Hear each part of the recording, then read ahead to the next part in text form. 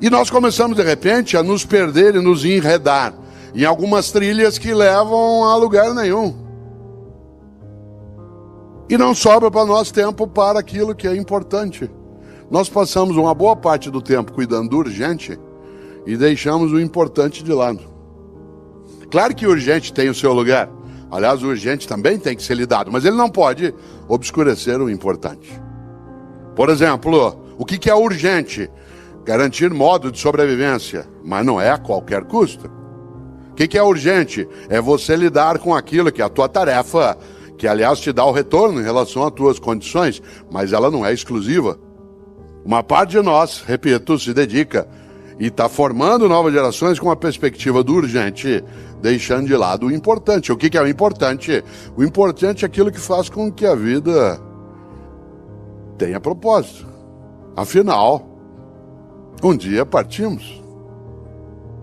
E meu avô Ettore, italiano, todos os dias, quando nós, os netos, acordávamos de manhã, e ele vivia no interior de São Paulo, e quando a gente lá estava e podia encontrá-lo, meu avô, todos os dias, quando a gente acordava, ele nos perguntava sempre duas coisas. Eu passei a vida perguntando isso aos meus filhos, e agora, quando posso, pergunto aos meus netos. Todos os dias, assim que a gente acordava, ele perguntava: quais são os teus planos para o futuro? Todos os dias. Isso era irritante, porque isso nos obrigava a ter que pensar em futuro. E eu só queria aproveitar aquele momento. E ele dizia: não é para você não aproveitar, apenas que você não pode só aproveitar o momento. Mas a grande questão, meu avô, era: quais são os teus planos para o futuro? A outra pergunta era mais densa. O que você quer na vida? Ser o mais rico do cemitério? Essa frase não significava não tenha patrimônio, não tenha propriedade. Significava não tenha só isso. Pense naquilo que serve para a tua vida, que é curta, não ser pequena. Excelência é quando você ultrapassa, quando você vai além. Excel em latim significa aquilo que ultrapassa. Uma pessoa excelente, o que é? Uma pessoa excelente é aquela que vai além do óbvio. Uma pessoa excelente é aquela que faz mais do que a obrigação. Cuidado. Fazer mais do que a obrigação não é trabalhar sem salário, trabalhar sem recurso.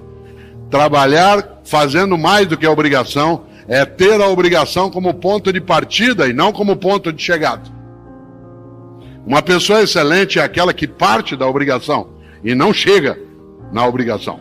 A obrigação é da onde você segue no começo e não o local onde alcança ao final. Você conhece gente excelente. Você conhece professor excelente. Você conhece família excelente. Você conhece médico ou médico excelente. Conhece garçom excelente. Qual garçom que você gosta? Qual garçom? Que, aliás, né, Benjamin, é uma palavra francesa, né, para nós, garçom. Olha que coisa boa. Para nós, o que é um garçom que a gente aprecia? Aquele que faz mais do que a obrigação. Qual é a obrigação do garçom? Anotar teu pedido, indicar um lugar, trazer as coisas no final. Anota. Qual é o garçom que você gosta de ser atendido? Aquele que faz mais do que a obrigação. Que sugere coisas para você. Que te indica um lugar. Que é capaz de ficar próximo, mas não ao lado, ouvindo a conversa. Que dá dica para você. Que entende um pouco o que você aprecia. Ele te captura, fideliza, e aí você volta. E em vez de ter uma única refeição naquele lugar, se tem uma coisa que você quer, é voltar lá outras vezes. É interessante. É aquela pessoa que é excelente. Olha que coisa curiosa, uma história que aconteceu um dia comigo e com o Fernando, que está sentado aqui, né? Eu não dirijo. Eu não tenho carteira de motorista, não tenho habilitação e não dirijo por uma razão que às vezes parece estranha. Eu não dirijo porque eu não gosto, né? E eu não aprecio fazê-lo. Tem gente que acha: como, você não dirige? Eu digo: eu não dirijo, não boto ovo, não fabrico rádio, né? Tem uma série de coisas que eu não faço no meu dia a dia. E eu não dirijo, e o Fernando, que aqui está, né? Ele faz comigo os percursos, os lugares, e ele dirige. Eu nunca esqueço, não sei se o Fernando se lembra, há uns 6 anos, nós fomos voltando de São João da Boa Vista, uma ótima cidade, quase na fronteira de São Paulo com Minas, né, em outro lado de Minas, e A atividade terminou 9h30 da noite, mas naquele momento não havia pandemia. E ao final havia uma sessão de autógrafos e quem tinha livro. Havia sessão de fotos, coisa que hoje nós, por enquanto, não podemos fazer. Aliás, porque queremos ficar todas vivas e vivos e bem. E nesse sentido, naquele momento, saí eu, depois que a palestra terminou, para os autógrafos e fotos, e tudo terminou perto das 11h30 da noite. E nós com uma fome danada, querendo comer alguma coisa, e tinha tomado um lanche na hora que chegou, mas já estava muito tarde. Saímos de São João do Boa Vista, pegamos a estrada e nada aberto na estrada. Todos os postos já fechados no horário que a gente passou, era 1h pouco da manhã, tudo fechado. De repente a gente está vindo e vê a luz acesa num posto de gasolina. Fernando entrou, a gente babado de fome, já era 1h30 da manhã, e eu rapidamente fui até o balcão, ali havia uma estufa, e nessa estufa 2 bolinhos. E eu disse ao garçom, por favor, o senhor nos dá esse bolinho? Ele disse, eu se fosse o senhor não comia não. Isso criou um afeto nosso. Aliás, quando a gente pode, a gente passa por lá. Atenção, olha que pessoa excelente. Ele não se contentou em ser exclusivamente um vendedor. Tal como o faça o teu melhor, não pode ser pela maldade, pelo indecente, pelo inaceitável. Embora fosse um negócio, uma regra boa na vida é não fazemos qualquer negócio. Não fazemos qualquer negócio. Só que ele não se contentou, olha que interessante, em dizer o que eu posso fazer. Nós dissemos, e não dá pra gente pedir um sanduíche. Ele disse, a essa hora a cozinha já fechou. Atenção no que eu vou dizer agora, porque é isso que marca o passo de uma pessoa que procura excelência na atividade dela. Em vez de dizer, a cozinha já fechou, o que eu posso fazer? Ele disse, como vocês estão com fome, eu vou preparar um sanduíche frio, se vocês não se incomodarem. Eu pego o pão, coloco um pouco de manteiga, de presunto e queijo. Ótimo. O que ele fez? O melhor na condição que ele tinha. Eu insisto, eu não estou dizendo que você é medíocre. Estou dizendo que você e eu podemos ficar medíocres. Quando? Quando a gente deixa de procurar o melhor na condição que a gente tem e fica se habituando com o possível. E quando a gente se habitua com o possível, a única coisa que a gente faz é sair por aí resmungando. O que eu posso fazer? Isso não dá certo. A vida é assim. O impossível não é um fato, ele é apenas uma opinião. E aí eu quero lembrar algo num dos meus livros chamado Não Espere pelo Epitáfio. Eu cito exatamente uma perspectiva que eu gosto bastante, trazida um dia pelo grande mineiro de Itabira, Drummond, Carlos Drummond de Andrade. Ele, num dos seus poemas, diz algo que eu sintetizo de um modo que ele não escreveu. Eu é que faço uma síntese do poema a partir daí, quando a ideia seria, eu escavo a casca do impossível até achar o possível lá dentro.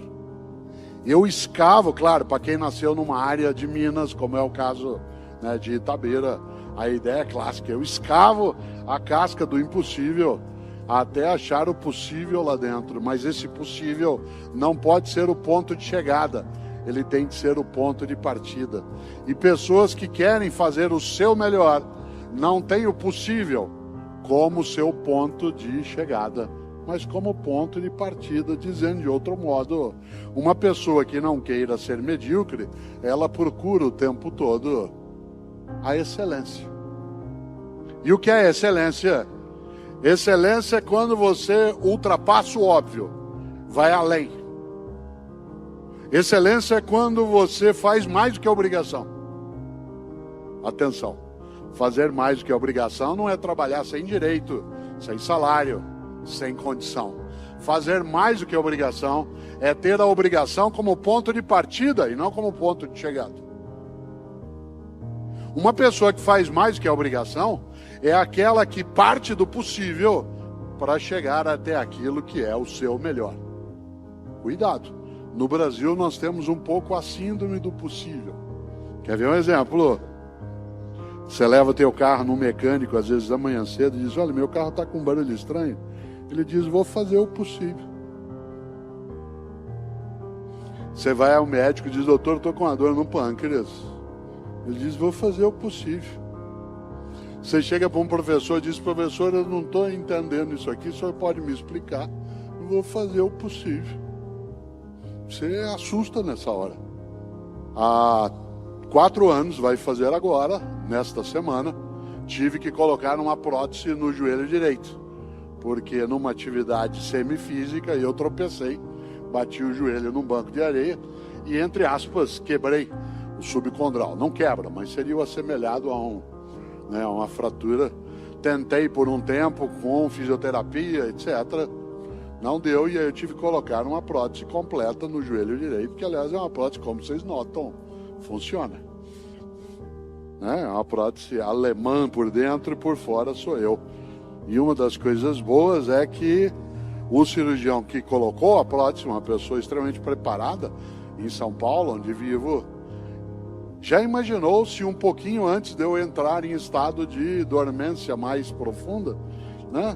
Um pouquinho antes de eu entrar dentro do efeito mais forte da anestesia, eu olhasse para ele e falasse assim, doutor, vai dar certo? Ele dissesse, vou fazer o possível. Se desse tempo, naquela contagem regressiva de 10 a 9, né, eu ia pedir para sair correndo. É claro. Excelência é quando você, usando a palavra vindo do latim excel, quando você ultrapassa, quando você vai além, quando você sai do óbvio. Sabe por que nós estamos aqui hoje? Nesta sala, na sala Minas Gerais? Sabe o que nós estamos aqui? Com menos de 25 meses de um cataclisma avassalador, com uma catástrofe na vida humana coletiva que não cessou. Nós estamos aqui porque dezenas de homens e mulheres em vários lugares e também no nosso país fizeram o seu melhor. Foram buscar, não desistiram, se juntaram, muitos pereceram. Perdemos dezenas e dezenas de pessoas no campo da saúde, no campo da segurança, no campo do abastecimento, no campo do transporte. Pessoas que em 2020, um ano desesperador, foram capazes de não desistir. Foram capazes de, quando alguém disse, é impossível fazer uma vacina em um ano. Não existe isso na história recente da medicina.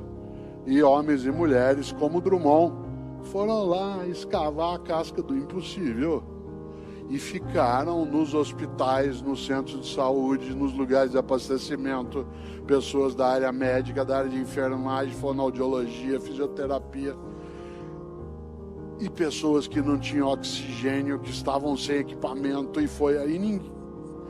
Essas pessoas fizeram melhor. A gente viu dezenas de fotos no nosso país, em vários, de pessoas da área de atendimento sentados no corredor, exaustos, mas sem desistir. Quantos em 2020, você se lembra, eu também, em vários lugares, e aqui inclusive, não foram para casa. Ficavam nos lugares, porque se fosse para casa podiam contaminar a família. Eu não falo isso para a gente se entristecer, porque isso já é triste por si, mas para mostrar o quanto que nós temos de ter gratidão por homens e mulheres que, quando se depararam com uma coisa inclemente, em que nós, humanidade, passamos décadas achando que o grande malefício viria do espaço, que seria um meteoro, que seria né, um asteroide. Fizemos até mísseis para combater o que do espaço viria. Aí brotou do nosso modo de presença no planeta. E nós só não chegamos a uma catástrofe maior ainda, porque muita gente fez tudo, em vez de dizer eu fiz mais ou menos.